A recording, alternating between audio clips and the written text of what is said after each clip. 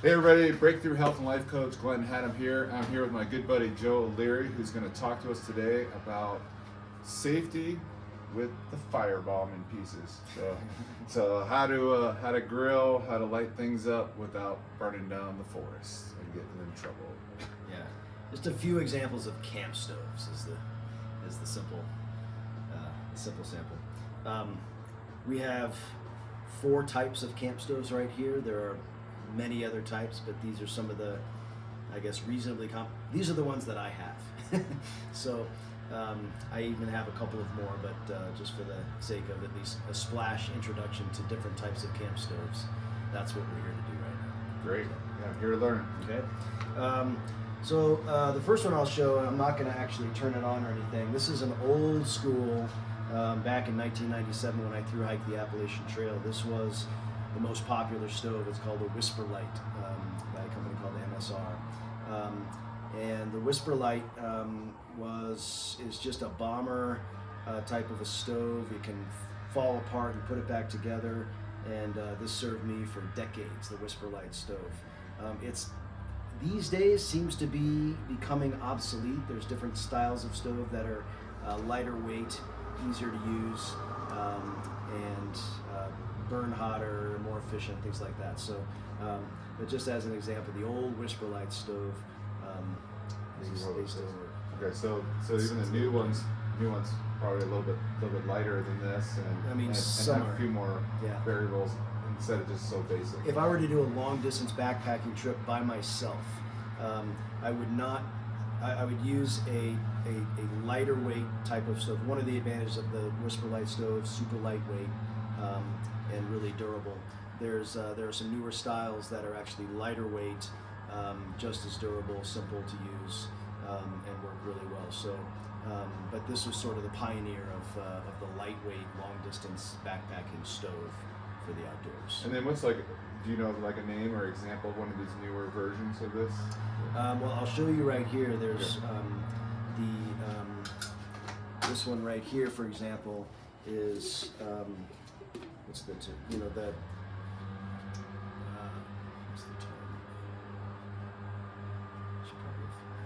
This is an MSR stove right here. Actually, it's right here. So as an example, this right here is the modern day version, I think, an evolution of the Whisper Light stove. It works a little bit differently, a lot easier to use, and super lightweight. It comes with the container. You basically the stove and the fuel. This is the fuel tank. It goes on like so. Stove itself closes up. You wrap it up. You drop the fuel tank right inside. The stove goes right inside. Everything is contained in this thing, and you just drop it in your pack. This is a larger size. Yeah. I take this, like when my wife and I camp together, I'll take this. It's a little bit bulkier than if I was on a trip by myself that I would take. We have a much smaller one. So that I would take half the size or a third the size? Yeah, half the size, even less than half the size, and less than half the weight if I was on a long distance multi-day trip by myself, because I want to go lighter weight. You minimize how much weight you're carrying so that you can maximize the quality of your experience. But for this, I maximize the quality of the experience because I'm cooking for 2, my wife and I. We're boiling water in here typically. We use we're boiling water for backpacker meals. But when we get to camp, I'll pull this out, pull the stove out, set that there, screw on the fuel.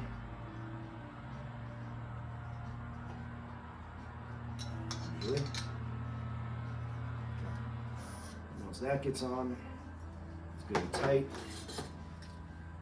This little thing goes here. You hear that? You got a flame. That's it. And then this goes here, filled out with water, and it's really effective. It boils the water very quickly, and you have pretty much all the water that my wife and I would need for 2 backpacker meals and hot chocolate at the end of the day, or tea, we can pretty much do in one burn. It's also super effective in the morning for boiling water for morning, backpacker meal or oatmeal and coffee. So super efficient, really nice, easy to use. Works at high altitude. High altitude, yeah, the whole bit. So this is what I take when I go backpacking. This is what I take when I go backpacking. I also take it with me car camping oftentimes, but for car camping, I have also these two things. This is another system that's really easy to use. All it is, really, what you essentially have is this piece right here. So this little burner thing with a nozzle. This is just for a stand, and then this is your standard Coleman propane container. You basically put the stand on. What's your price comparison between these two? So from doing the car camping to the backpacking, what's your expenditure for? Because for some of us, we might be thinking, I got to buy both of these. Mm-hmm. This right here, this is probably less than $50. Like, this is very inexpensive, really simple, easy to use. This is going to cost you're paying for some technology and convenience. You're probably a couple of $100 out of pocket. Okay. I don't actually know exactly what it is, but it's going to be more expensive because of the lightweight, compact. Yeah. And they come in smaller sizes of this particular container. That's gonna fit and I got the larger one. It's like there are some aspects of your equipment based on what you're doing that you might trade up a little bit and invest something that's maybe a little bit more of a luxury item. So the larger container, for me, I bought this kind of as a luxury item. If I was hiking alone and I wanted to use this system, I would probably get a smaller version of this. But again, this is super versatile in just about any environment. This is really great. I only use this if I'm car camping or actually on a whitewater rafting trip. It's easy to pack in and everything. It's an extra burner for me to have, and I would typically take this piece and then the 2-burner stove for car camping. Again, really, because you've got the space also for rafting and everything, you've got the space to be able to pack these things. But this one is as simple as once you get this screwed on to the propane container, you turn on, and you've got a burner, you set your stove, you set your pot with water on. This one you would need a pot, you don't have a container with that as much. So incredibly easy and simple to use. And then these lightweight pots and stuff where you can Lots of different types of pots for the outdoors. spend as much as you want. This one similarly has, let's pull this right here, has a propane tube that comes out of it. You screw your propane tube into this, kind of lays behind.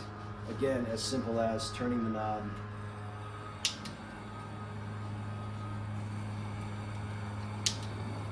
You have 2 burners. Really very easy to use. In many cases, super intuitive. So if you've not done this before and you're looking to get into it and you're concerned that everything's going to be so complicated, trust that the engineering of these things, they're thinking about making these things as intuitive as possible.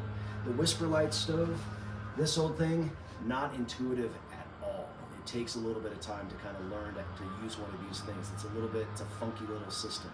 But nowadays, almost everything that you have in the outdoors, from camp stoves to tents to all sorts of other types of equipment, pretty intuitive. Once you do it once, hard to forget how to do it. Well, let's just talk briefly about the experience. So you figure out how to use these different tools to heat up things, but your experience when you're going out for a hike, it's really nice to have some warm cocoa. Or when you're car camping, and yes, you could buy all these pre-made meals, but it's also fun to pack your cooler and bring some of your favorite stuff out to the wild. Like, it's possible with these apparatus. So maybe sharing a little bit about some of the amazing experiences you've been able to have by just investing in a couple things that make all the difference. Well, let's say, for example, you're really into skiing.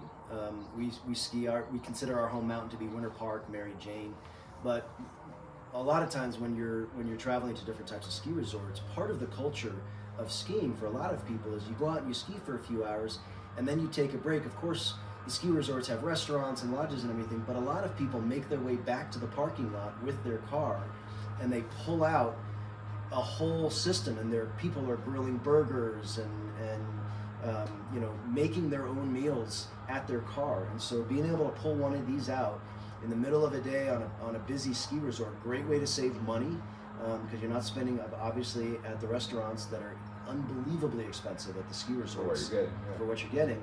And you know, you pack a couple of chairs in your car, and you bring a tub with different foods and various things, and you bring a stove and everything. I mean, you can really do up some fancy meals. And create more social context. It's super social kind of an environment. You go spend a day at Mary Jane, we'll tell people. You go spend a day at Mary Jane, and every parking lot for a lot of the day is social community, dogs running around, people cooking. I mean, you can smell the party, you know. Right. And so in terms of a lifestyle, these stoves, they're not necessarily only a tool for camping. You know, it's for go to Red Rocks, go to a concert, and everyone's creating that social environment. Red Rock Amphitheater, tailgating. You know, I mean, and if you go to a football tailgate, you know, those people that figure that stuff out decades and decades and decades ago. The power of tailgating. And so if you've got one or two, even just a 2-burner stove, you know, in your car when you're going to do concerts or camping or whatever, it's, you know, it really opens up the experience. And you know, you can pull over to the side of the road in Rocky Mountain National Park and you know, find a nice little pull off with a nice overview and do a little tailgating right there, and you're sitting there enjoying a beautiful view and having a nice little meal. Yeah, most of us don't think about like tailgating after a hike or just for a nice view. That's right. That's right. You get finished with a hike. You don't necessarily have to just pack up and go straight home. You could sit and treat yourselves to some nice calories or a hot drink, and you know, reflect on the experience and everything. Take your shoes off and really relax. Oftentimes we'll do that at the start. Like we'll get to a trailhead in the morning, and before we start our hike, we'll pull the stuff out, make ourselves some coffee, you know, before we head out on our hike. So, well, thank you, Joe. First of all, safety first. Nobody's going to be saying, "Now that's a fire." Yeah, that's right. So intuitive equipment, small investment, can build off of this. Mm-hmm. And this we'll start here with just talking about a few different options. There's a variety of options. You go to an REI store or even online nowadays. So there's also lots of great sales and opportunities seasonally to take advantage of. And YouTube, and don't forget YouTube University. Pretty much, if you go to an REI, they're super knowledgeable. They can explain to you the pros and the cons and everything. But once you get your piece, if you're not yet comfortable with your knowledge of how to use the piece, go to YouTube U. You know, there's a million videos on YouTube explaining you different pieces of equipment and how to use it. All right, so the key from this video, as far as take home, is get access to some fire. Bring it with you. Yeah. All right, enjoy. Empower yourself.